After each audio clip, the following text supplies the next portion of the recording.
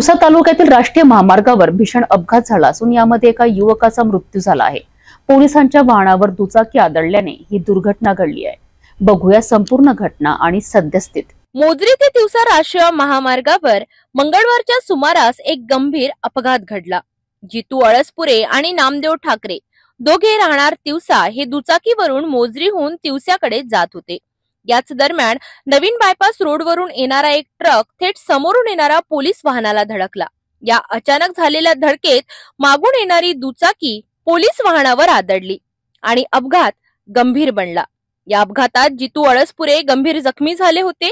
तातडीने त्यांना रुग्णालयात दाखल करण्यात आले, मात्र उपचारादरम्यान त्यांचा मृत्यू झाला।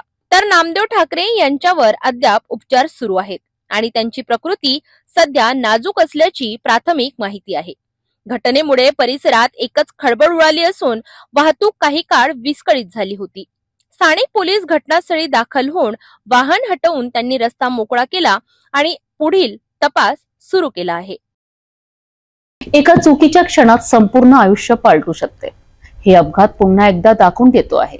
जितू अळसपुरे यांचा मृत्यू हृदयद्रावक आहे। पोलीस व ट्रक चालकांवर काय कारवाई होते हे पाहणं महत्त्वाचं ठरेल।